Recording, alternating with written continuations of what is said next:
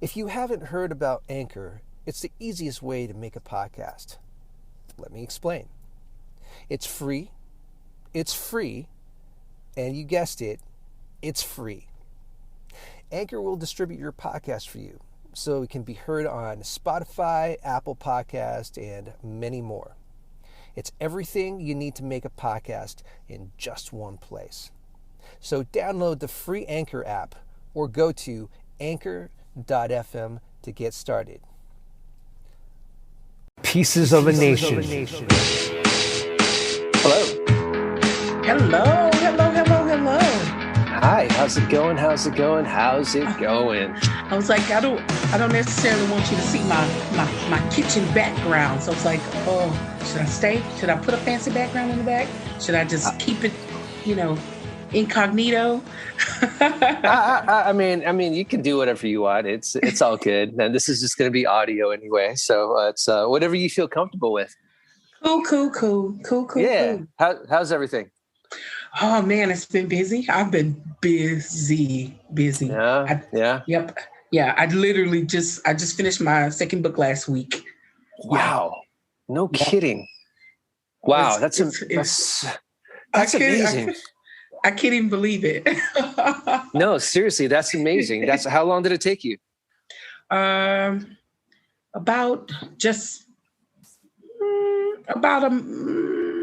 7 weeks. Okay. About 7 weeks in between. I'm getting faster, basically. Yeah, right. And that's your faster. Your superpower is becoming stronger. Yes. Right. Yes, I'm definitely getting stronger, getting faster, flexing those writing muscles. Yeah. Yeah, absolutely. I totally get it. Well, let's do this. Let's get you introduced, and we'll jump right into it and talk a lot more about you. All right, let's do it. All right, let's do it.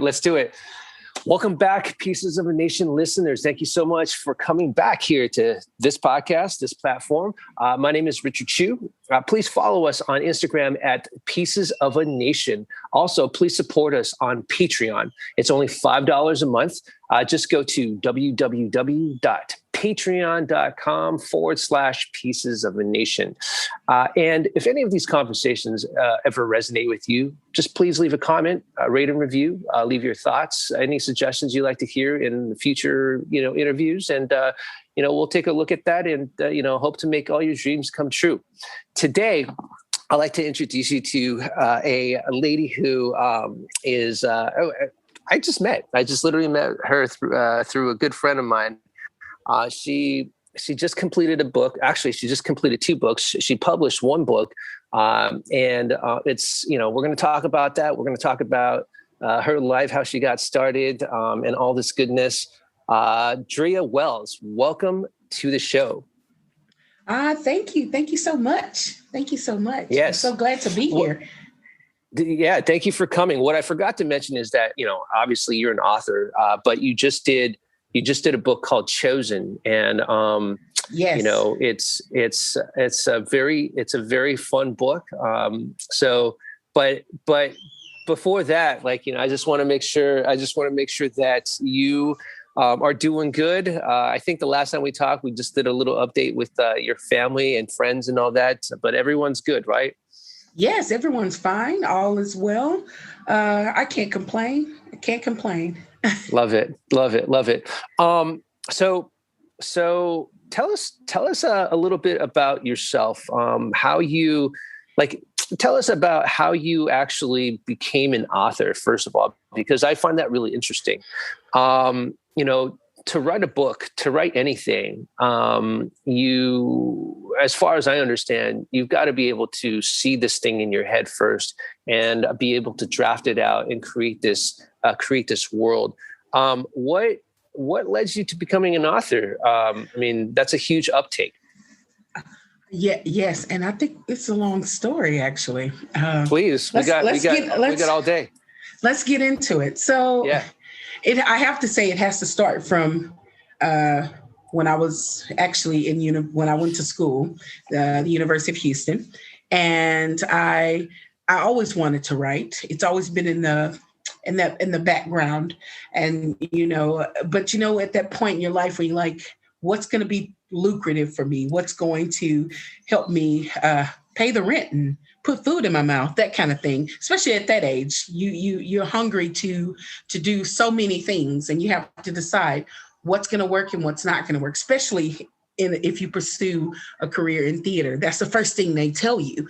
It's like, hey, you got to learn how to survive, and you can't just, you can't just act, or you can't just do this. You need to do everything. And so from that, you get that motivation and you decide what's going to work. And so it got kind of put on the back burner. And I would have to say that 20 plus years later, with so many other things under my belt, here I am. The story is hilarious, actually. It came from my own personal family's history, in a sense. Not saying my family is a family of witches. That's not what we're doing, but that's not that kind of show. Right. So it came from the idea of my mom used to tell these different stories about our family, and so likely it's almost, I don't want to say autobiographical, but my family's land was taken from them. It was taken from them in nefarious dealings long time ago. Sure. And we can only imagine a lot of Black families had their land taken from them. We can go on. We're not going to go into that history, but where are they from originally? Texas. Texas, got it. Okay. Yeah, Texas. Actually, it was a small country town. I will not say any names. And the land was taken from them. And that story's always been told to us. And there was even actually an article done in Essence magazine in the 70s where they interviewed my family because of the story. And so, and it's always been a part of me. And I literally was in the shower doing New Year's Eve. And I was like, it's a sad story, unfortunate story, but how can we twist it? How can you make it interesting? And I was like, what if someone could have saved them in that situation, and the land was never taken? Who would you make a deal with?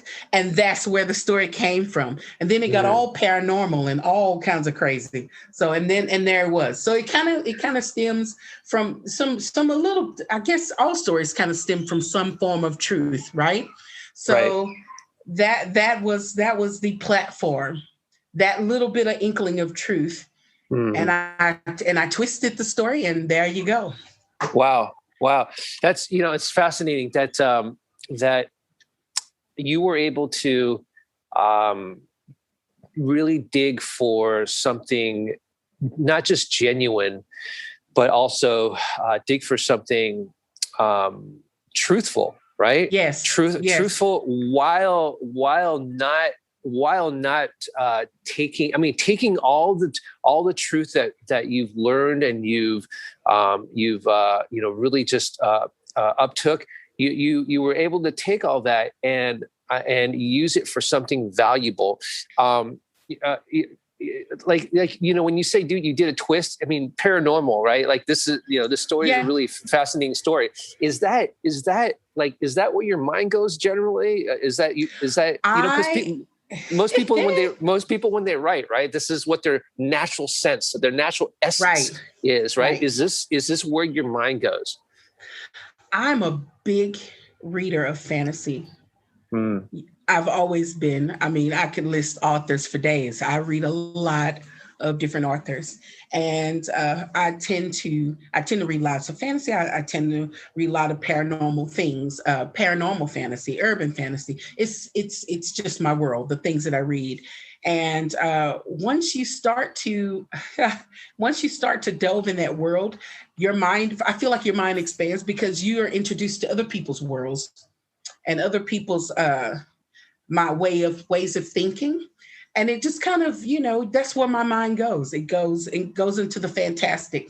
But I think that has something to do with my theatrical background as well. We're all into the drama and the fantasy. So it's just, that's just a part of my waking life. I mean, you read a play, and that's exactly what you're doing. You're entering the playwright's world. And so I tend to write that way as well. You take someone on. My goal as a writer is to take someone on an adventure, and to basically tell the story in a way that is real and personal, but still, give you that fun aspect as well. And I love supernaturals. I love the idea of a supernatural species. So I'm all about jumbling it all up and making a nice supernatural salad, so to speak. The supernatural salad. I love that. Yes. The supernatural salad. Were you able to, talk to any mentors, any teachers to guide you through the way, or was this basically self-sufficient? You just did it yourself. This is all me, Richard. This is all really? Me. Wow. No mentors. I have fantastic friends who, again, I have they're actors, they're writers, comedians. I have a plethora of people at my disposal. And, but I don't know, when I first started writing, I was like, I'm going to keep this secret because I don't know how this is going to turn out. So should I share it? Should I not share it? But then that's that fear in you that stops you. And I held myself back. And it's so funny. When I finished, I just took this deep breath and I said, you know what? I'm just going to reveal it. And I did. And it's like Facebook kind of blew up for like a few days. It was funny because everybody was like, I knew you were going to do this. I told you should have done this years ago. And I'm like, well, you're just now saying something now, so it's one of those, it's one of those things and until it happens and until you start to reveal those things to people, that's when everybody's like, well, I knew you could do it. And I'm like, well, okay, I did it. Yes. So it was one of those things where I think it was fear, that the fear of failure, maybe, or the fear of not 100% following through. And I think that's the most important thing today is just following through. And a friend told me a long time ago to feel my fear, to feel it. And I know that quote is big, feel your fear and do it anyway. She would always say this to me every time, because I think a couple of years ago, I even started to write a blog because I moved to the UK. I've been here 11 years now. I moved to the UK and I married my husband, who's British. And she was like, you should blog about it. What an adventure. That's a story in itself. And I was like, oh, no, I don't know about it. I don't know if anybody wants to hear my story. She's like, are you kidding me? You're an American and you moved hundreds of miles, thousands of miles away to marry a man. That's a story, Andrea. And I'm like, oh, I don't know. I just don't know. But again, it's that doubt and that fear, because writing was something I put on the back burner and I stopped doing. And I just, I didn't think anything of it. It's amazing what lockdown will do, what the lockdown and restrictions have done to everyone. It's one of those things where you've kind of sat around and you go, what am I doing with my life? And that's exactly what that was. Yeah, well, the lockdown was an opportunity for all those devils, if you will, to come out and, start parading around not just your mind, but sometimes it's parading around your environment, right? Yes, and you have no choice but to look at them. And some people, if I weren't so involved in so many projects as well as family, I'd probably be, numbing myself with alcohol or other things like that. But because this lockdown, it was challenging. Don't get me wrong, because it's been the first time in a long time that I haven't been used any sort of stimulant or depressant to numb myself. So I really had to face those fears. So I can only imagine. I can only imagine you. Standing up and just standing your ground and really just battling them. I really wanted to talk about your fears and your doubts, because I feel like with any sort of business, artistry, whatever that you do, universally, the fear and doubt have this thing that can cripple you inside, right? In the words of John Lennon, right? Crippled inside, right? Yeah. So let's talk about your fears and your doubts a little bit. How deep does it go? What do you think it stems from? Just a whole gamut. This is really the opportunity to to let us get to understand those fears and doubt that you personally went through and how you overcame it. So I think it stems from maybe when I was younger, that need to, I have that A type personality, that go getter, I can do everything personality. If you can do it, I can do it better type personality. And that kind of personality can send you spiraling very, very quickly. I know that. Yeah. So you start to pile it on. And even as a kid, I piled it on. I wanted to, my mom always, she pushed all me and my sisters to, you got to do this. You got to be the best. You got to be 10 steps ahead, basically. You need to always be the first to do these things. And she empowered us to do more, to want more, to achieve more, to be the best, And so, of course, me being the middle child, I took that as my mantle. That's what I was going to do. And, it's so funny, for a long time throughout high school, it was push, push, push, push, push. And, I was you feel like you slaying dragons, and you slaying it constantly slaying it. And then I got to college and it just went, you're on your own. That push is not there. You have to be your own push, and you have to find your own, you have to create your own momentum for yourself. And then that stems that doubt. When you're not the biggest fish in the pond, when you're not the one, you're in a freaking ocean of thousands of people who are just as good as you are. How do you make yourself known in that instance? And that's where that doubt and that fear, especially initially, came for me. It was like, no one knows me. I'm on my own. How do I make myself that person I used to be? And it's interesting at that age, when you're in your early 20s, you are so lost.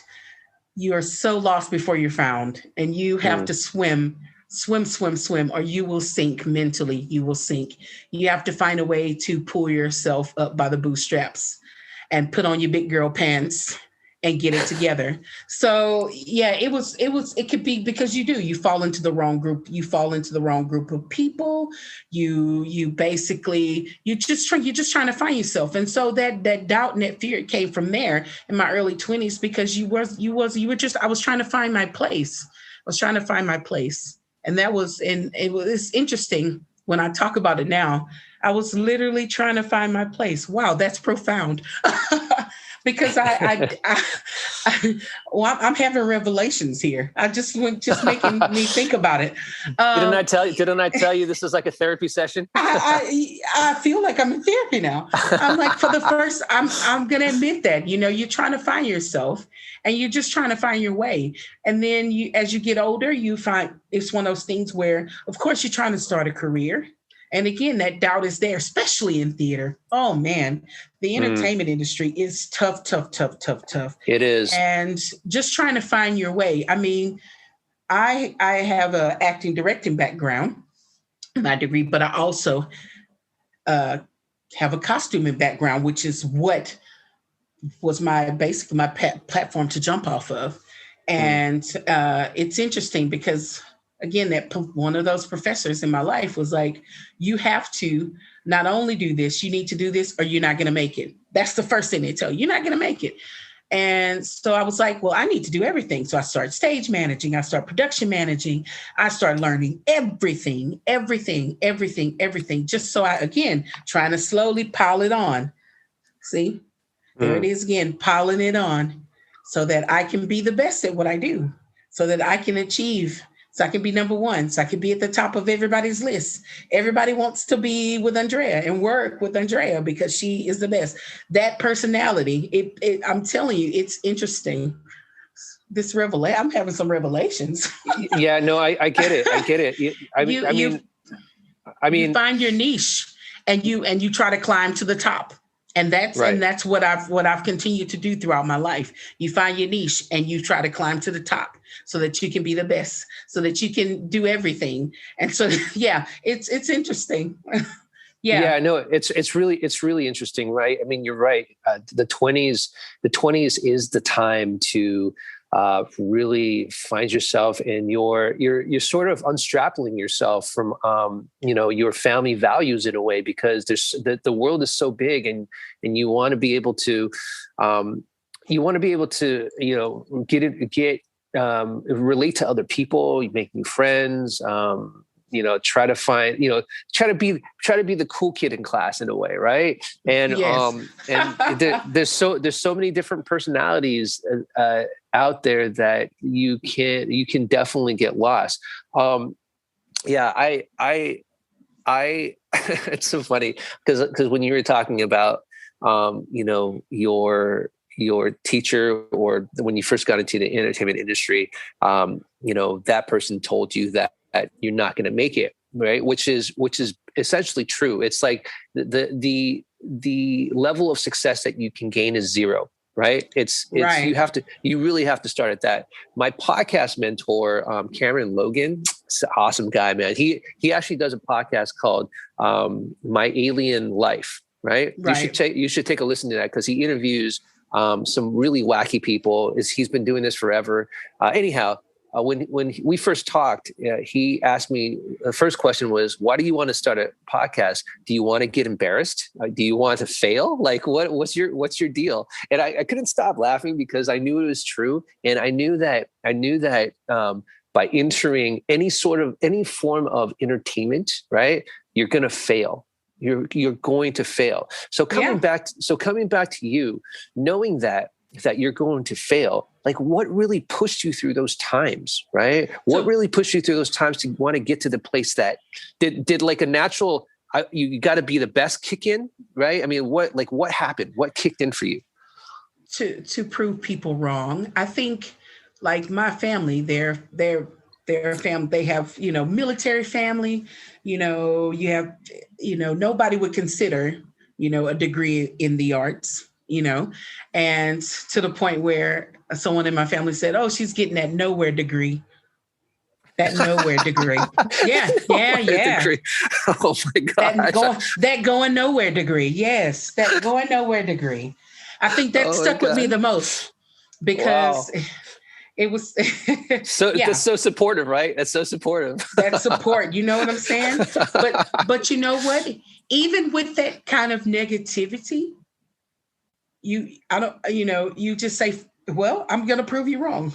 Who are you to determine whether this is a go nowhere degree? But that same person was the first person in line when I was on tour with a Broadway show to get tickets to the show that I worked on. Do you see what I mean? Yeah. It's interesting when you get there, and then they're the first ones in line wanting to reap your benefits. It's crazy. But yeah, it's that need to prove people wrong, and I've always been that way. I've always felt I needed to prove that I can, to myself, first of all, because I feel like I am my worst critic. I am my own worst enemy, because I can tell myself, we're gonna either do this or we're gonna fail at it. And for a long time, I was like, well, I don't want to fail, so I'm just not gonna do it. Crazy, right? Crazy. And because, and I think it's just that fear of the unknown. When you're not sure of something, I tend to kind of hold myself back. But when I'm absolutely sure, I dive straight in. I don't even think, I just go, because I know, because I'm so sure. And that's basically how I've lived my life in the past couple of years, especially with my career. I can do it blindfold now. It's one of those things where you just go.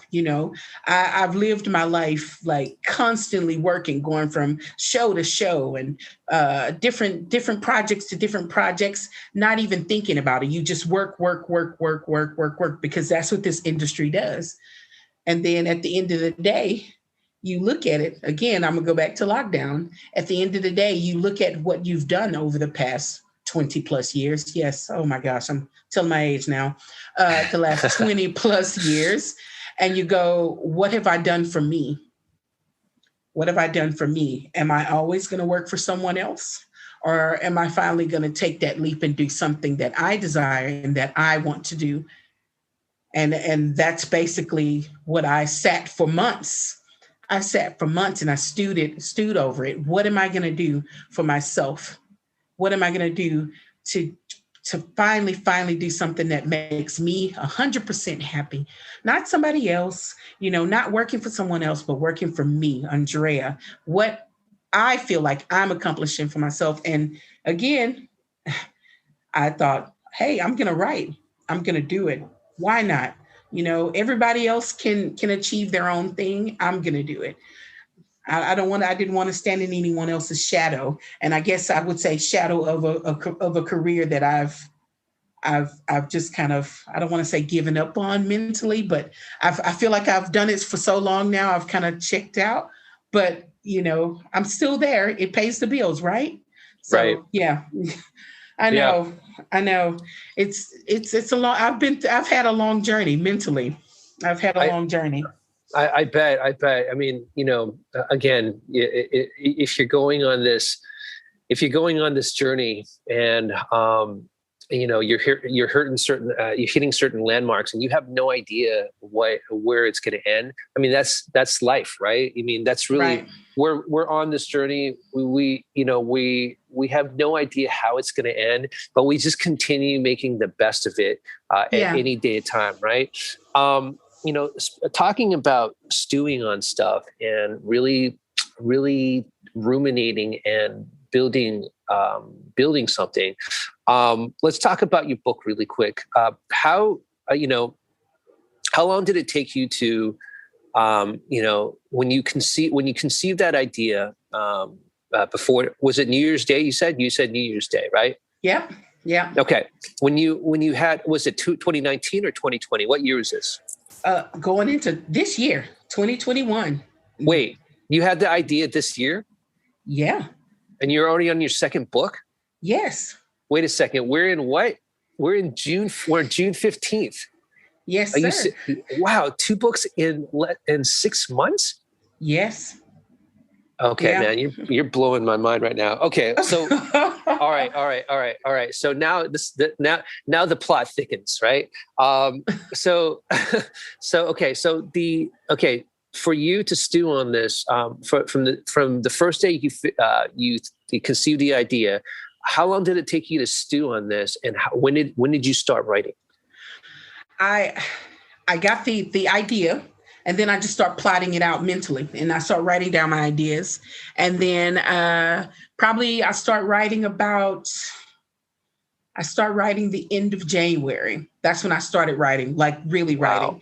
And between, work, and again, and here in the UK, we were at that time, we had been put on another lockdown. So, my son was off school, so you're doing homeschooling, of course. Right. And so I'm trying to find time to, again, work and Zoom meetings and digital costume fittings with my students, which is a whole nother adventure.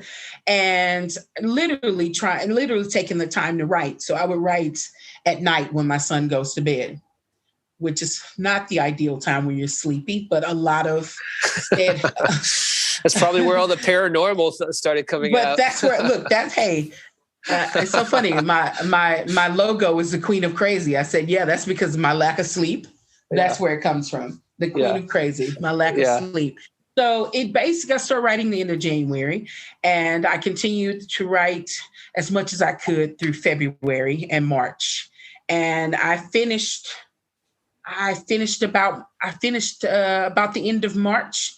And then I literally released my book April 23rd. The first self-published. Self-published. I'm an indie author, true. I believe in it. I believe in self-publishing. Yeah. Wow. How many copies did you make? I published through KDP, which is Kindle Direct Publishing through Amazon, of course. Got it. They're like the biggest, indie publishing platform there is. Right. And but you have control of what you do. You have control of of your own, your marketing and everything. And it's so funny. Nobody tells you how complicated the world of book writing actually is. Yeah. The marketing and the publicity and putting yourself out there and selling yourself so that you can be profitable, Right. because it's like, if you're going to do this, you're going to do it. It's so funny because when I was writing it, I was like, well, if people read it, then that's great. And then I was like, wait a minute, if you're going to do this, do it, get in there. You want to be an author, be an author, don't Right. just write a book, just don't write a book and just leave it at that. If you're going to make something, you're going to make this happen, make it happen. Right. Don't just think short-sighted. Don't be short-sighted. You want Right. to think about the big end game. The big picture is that, hey, you know what? I don't have to work in this industry anymore. I work for myself. I'm a full-time writer. That's Right. my goal. Now that I'm surrounding myself with like-minded people, I'm all about that goal. That's where I want to be. I want to be able to write and be a full-time writer and do this for real, in real Right. life. Right. So, and that's basically what that's why I wanted to be, an indie author, because I can decide the wins and the hows, and no one's pushing me to make a decision and changing my thoughts and fix this and fix that, and then we'll publish it. No, I'm going to do what I want to do, so yeah, that it's an encouraging, it encourages me to just be more inventive and be more creative. And so I finished book one, and I instantly went into book two, and I finished it last week. And so it's coming. It's going to be out July 16th, and it's called Wow. Temptation. It's called Temptation, and it's the continuation of the story. A lot of my readers are a little flustered because I left them on a cliffhanger. So now they're Well, like, that's what you do. That's what you do. That's what you do. You got to leave them on a cliffhanger. You got to keep them wanting. Got to keep them coming back for more. So, and then and basically, and I guess in a couple of weeks I'll start on book 3. Yeah. Wow. Have you joined any Facebook groups? Oh my gosh. Yes. I'm going to take that as a yes. Okay. It's like you fall down a rabbit hole of groups, because you need to know, you want to know more. So I have so many groups. The group that I'm in right now, we call ourselves the Baby Author Support Group. Yeah. And it's a group of, baby authors. You've probably maybe not even, your book is only an idea, but we're encouraging you to write it, or you've written 3 books or less, or you might even have more books, but you're still considered a baby author. And basically it's where we support each other. It's where we help each other out. I mean, these group of people, they're so encouraging, and it's interesting. I read a quote the other day. I was reading it, and it's so funny because it almost was like it was meant for me. And because people kept asking me, oh, well, why are you not seeking advice from this person? Or why are you not seeking advice from that person? And then I read this article and I was like, you know what? Sometimes God finds a way of reaching out to you and telling you something you need to hear or you need to read. And it was basically saying, never ask advice of someone with whom you wouldn't want to trade places. That's right. And I read that and I was like, well, okay. I let that sink in for a minute. And I was like, you know what? You need to find your tribe. You need to find your tribe, because your tribe is going to push you forward. And, I can't necessarily ask a lot of my friends because they don't do what I do. That's right. Oh, go ahead. No, it's, they don't do what I do, and I love them. Yeah. But it's one of those things where I'm like, I need to find that tribe that's going to push me and push me forward. Right. I recently just saw something on Instagram with Snoop Dogg, and he was being asked a question about success. Right. And this is how he explained success. He said, it's you. Okay. You start off at the bottom, right? And it's you and a group of people, right? But as you start to progress higher, and these your friends are still in that same place, sometimes you have to leave them there, right? But when you start to collaborate, you don't go back down. They have to come to you to catch up to you. Otherwise, you're just going to return back to ground zero, right? Right. I mean, I'm completely paraphrasing, obviously, but as the idea is, you're constantly running, right? But if you slow down, you're not doing anyone any justice, right? So you have to keep going at your pace. You have to continue to excel. And if the people that want to excel with you, they'll catch up to you, right? Absolutely. And eventually surpass you, which is what you want, right? Yes. Mm-hmm. Right. So, I'm a huge believer in, fostering the next generation, fostering the youth, Yes. Being a sort of like big brother, if you will, to the next generation, because, that's what they need, especially like you said before, in your 20s, when you're completely lost, you have no idea where you're going, you need people to really help you have a better outlook on life, so that you can, you can be happier. Right. Right. I have nieces and nephews who are I call them breaking ground, because they're just breaking ground into their 20s. And, it's so funny that my sisters and I were like, you need to do this, you need to do that, you need to do this, don't think about this. And no, you don't necessarily have to be an Instagram, or you don't have to do this, or you don't have to do that. You need to focus. It's like constantly trying to steer them in the right direction, until I was like,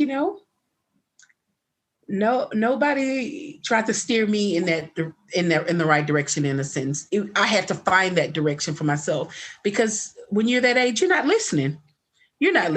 All you see is your momentum and your drive. All you see is what you want to do. It's almost like, you talking in my ear and it's going out the other. At that age, you have to find it for yourself, and you kind of have to let them fall. We all fail at one point, and I don't mean in a bad way. It could be something simple. You failed a class, or you didn't get this job, or you didn't get this opportunity, or you missed it for some reason, and you feel like that was your wall that you hit, that basically catapulted you into something else. Or you saw something differently and you were able to switch gears in a positive light, and then you spend the rest of your 20s pursuing that. It's you gotta find your way, and especially at that age, they have to find their way. And if I can give them something, say something to encourage them, I always do. And whether it sticks with them, I hope it does. But if it doesn't, I hope I'm always that in the back of their minds, that and that little devil on their shoulders, or angel on their shoulders, telling them what to do. So. In your 20s, like who were your inspirations? Who were your guiding lights? Oh man, that's a hard one. Always, you know what? Always my mom, always, because she always held up our family, hands down. Like my work ethic, my drive, my need to do more, to push myself, it came from her, watching her, work, and then, watching her, go back to school, get her master's degree, watching her push herself further and continue to support our family. It was that she's always been my motivation. My mom is so creative, and, she can do, I feel like she can do anything. And I want to do that as well. A lot of, so funny, a lot of people, a lot of my family members, they can do so many multiple things. I always say I don't want to be a jack of all trades and a master of none. I want to master them all. And again, that's my driving force. I want to master them all. I don't ever want to say, oh, well, I was just mediocre. Nobody wants that. Nobody wants that. So it's like, you push yourself to be more. I mean, I've had some really good friends that I've met along the way. That's another thing about, being in theater. It's such a small world, gigantic world, but small at the same time. I've toured all over America, and I've met some fantastic people. I've toured with fantastic people, and I've met people from all walks of life, and it's amazing the little snippets that they imprint on your life when you meet them. Yeah. And so I really, I guess I get inspiration from everyone I meet, in a sense, however small. The ones that make me laugh are the ones who want to pull me aside and cry on my shoulder, because that happens a lot in costume and wardrobe. Right. You become someone's mother, in a sense, when you Yeah. do what I do, because that you're almost the person that the performer is closest to. And I guess maybe it's because you see them without their clothes on half the time, but it's one of those things where you go, they really confide in you, and you become that person for them, in a sense.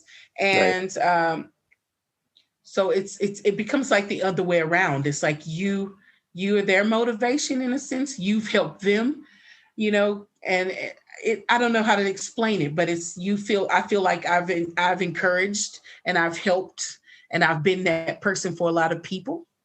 And so yeah, it's really interesting dynamic, actually, being a wardrobe person, because you do become really close to people, and then you do another show and you meet a whole new group of people that you become really, really close to. So yeah. With being wardrobe, I can only imagine that you get to meet so many different people on so many different levels, and I mean, I can imagine it's another creative outlet as well. You're talking about like mediocrity, and not being jack of all trades, master of none. That you want to master them all. I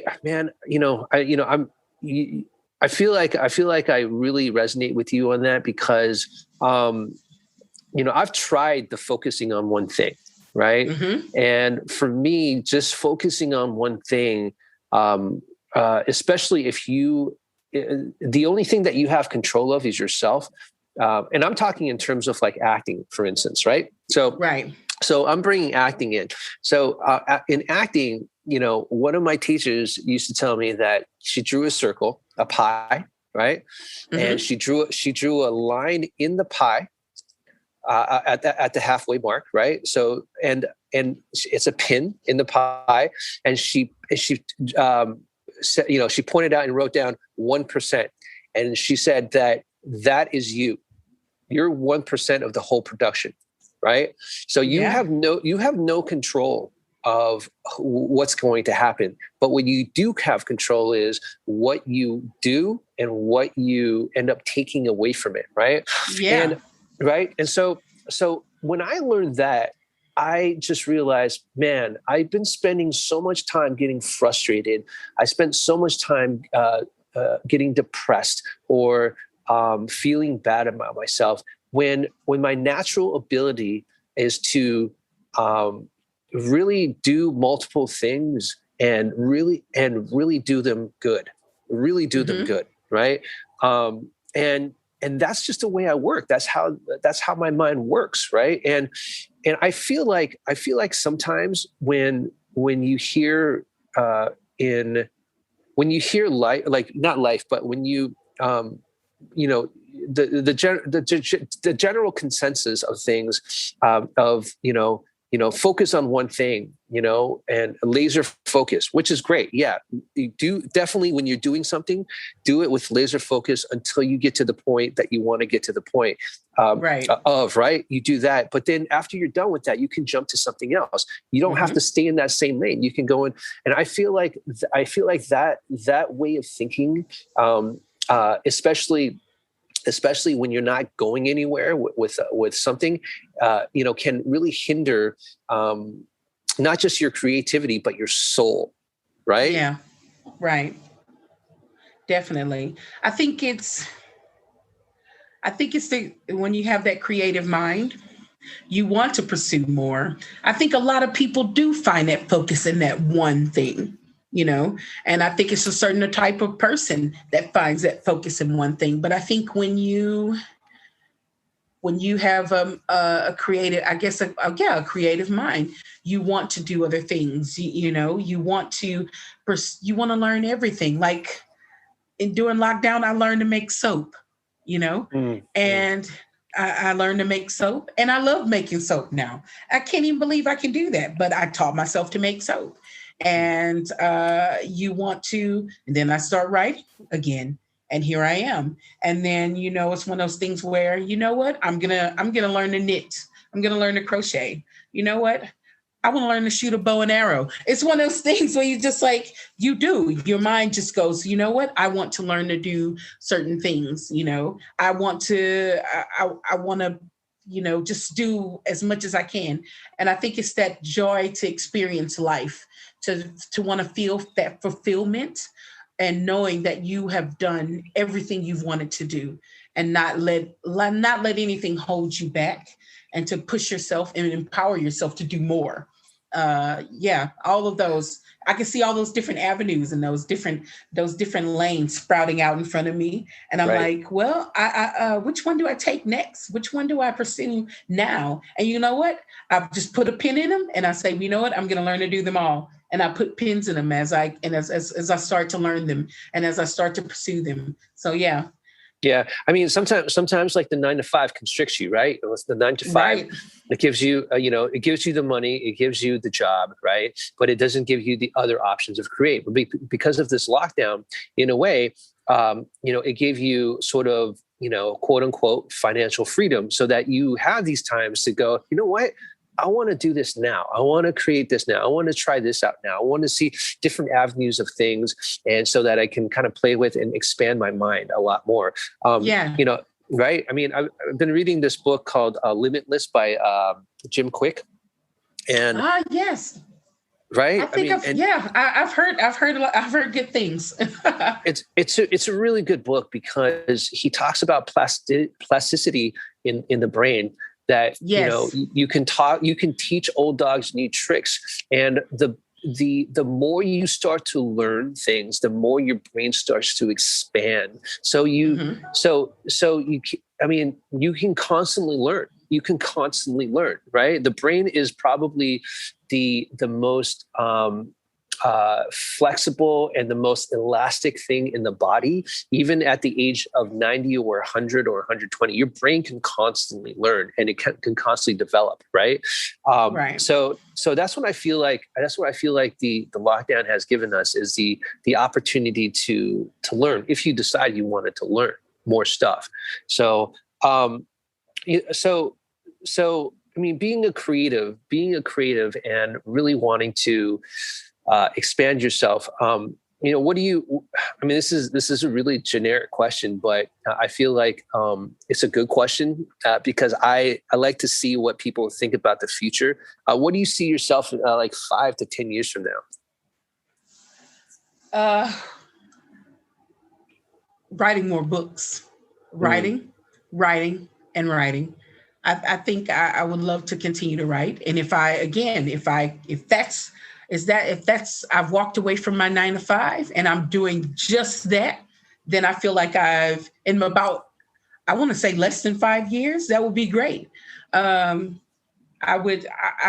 just can see myself doing it. I can see myself doing it because I'm enjoying it so much. And it's one of those things where I feel that it's fulfilling me right now. It's really fulfilling me, because it's all it seems like you're pouring out all these stories, and all these things are coming out of me for the first time in like 20 years. And it's like an awakening. It's like an awakening. It's almost like I was writing the other day, and I wrote something that was profound. And in my mind, I was like, there you are. Hey, yes. It's almost like you're waking your brain up for the first time. I'm tapping into a part of myself that I kind of just kind of laid dormant. Laid dormant. And it's just it's been such a great feeling to open myself up, because again, the more I write, the more I feel like my mind opens. I've been, like I said, I've been doing one thing for so long. It's almost like muscle memory. Right. It's muscle memory where I'm just doing it. Like I said, I can almost do it with my eyes closed. I've just been doing this for so long, And then when I started to write, it's like you find yourself. I found myself. It's like my eyes are open, and I'm like, wow, here I am. Yes, I remember her. She was pretty freaking cool. Yes, those thoughts. It's almost like I just felt myself waking up, and it's interesting because not only that, it's top that up with the fact that my son, he's almost 6 years old, and so then you think about when you become a parent and how again you have to kind of put a little stopper on a few things so that you can be a mom, and so you can be a parent, or you can be a dad, so that and that some things start to go again back on the back burner, and then you don't think about these things, and you kind of let some things go. And and again, with my son, he has nonverbal autism, and again, that you compile all of that onto your life as well, and that's a struggle in itself. And so when I think about you packing all those bags, as Erykah Badu says, you got all those bags on you, and you're not really thinking about it, and you just packing them around all day, and then something like this happens, and you do it, and those bags don't seem as heavy. You know what I mean? It doesn't seem as heavy because you're doing something that's making you feel lighter, that makes you feel like you're doing something for yourself. And to me, that if I can take anything from this journey, it's that find something that helps you climb out of the deep end mentally, so that you can keep living your life in all aspects, whether you got, your family, whatever's happening, find that thing that helps you, breathe and breathe freely. And yeah, you got everything. Yeah, your problems are still there. The family's still there. The work's still there, but find that moment, find that thing that you love and just do it. Do it. Just, it doesn't even matter how you do it. Just do it. I think that's where I get out of all of this. I found something that I'm happy with doing, and that I just find joy in doing, and I just want to do it.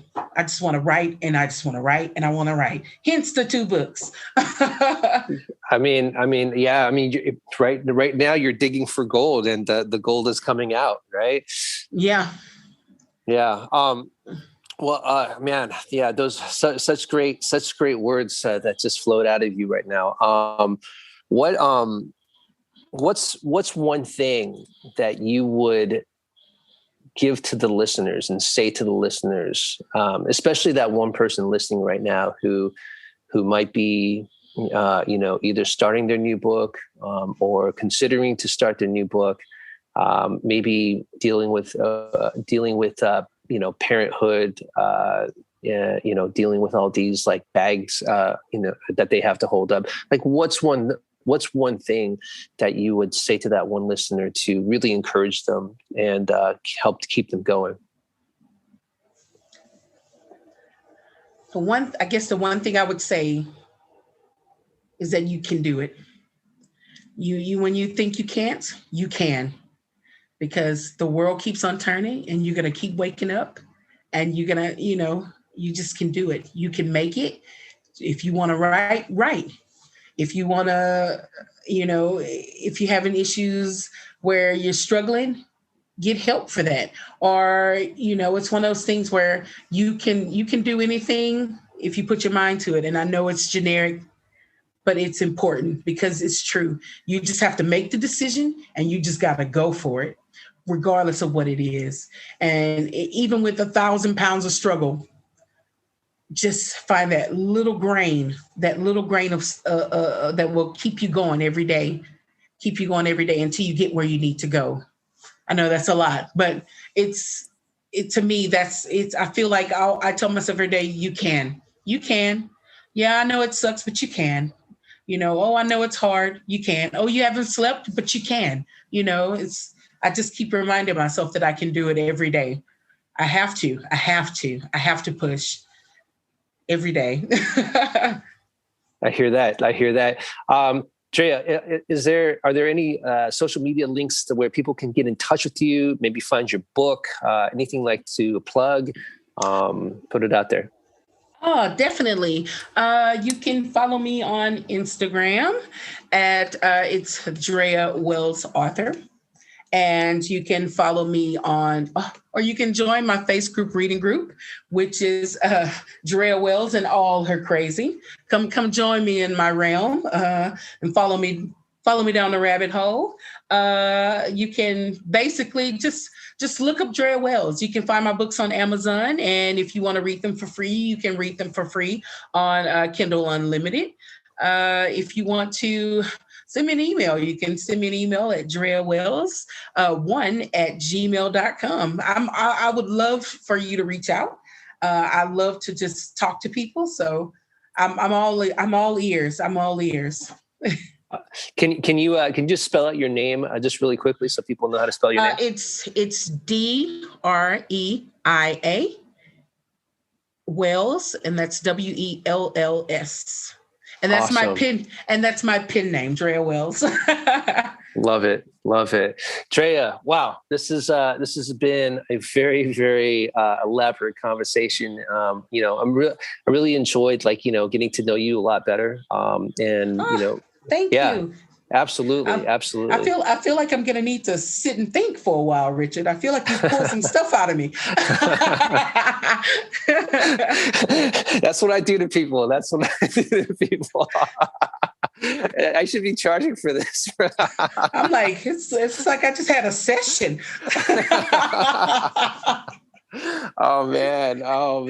This is why I love this platform. If anything, like this is one of my favorite platforms. Not only is it because I get to talk to different people, but I get to dig deeper with them because I believe in hive mentality. I believe in curiosity. I believe in learning from somebody else and getting encouraged from somebody else. Especially if I'm having a down day, hypothetically, let's say before this conversation, I was having a crap day, right? But because of this conversation, it inspires me to go out and do more, right? So this is why I love this type of platform, and it's so free form. There's nobody controlling you what you should say, how you should say it. No. I mumble and I do uhs and ums a lot, right? And that people don't like to hear that, and I get it. But that's just who I am, and I'm doing my best to correct myself on that. But you know what, dude, I'm just going to be the best me that I can. That's all I can be. Yes, definitely. I'm like, I and all the time, so right. I get it. I like a natural flowing conversation. So it's all good. That's awesome. Well, great. Drea, I was going to call you Andrea, but Drea. I'm like, it's okay. It's okay. I want to keep it streamlined though, but Drea, thank you so much for hanging with me and talking with me. And, I really appreciate your time. Thank you. Okay, everybody. Thanks so much for your time. I'll talk to you later. Peace out.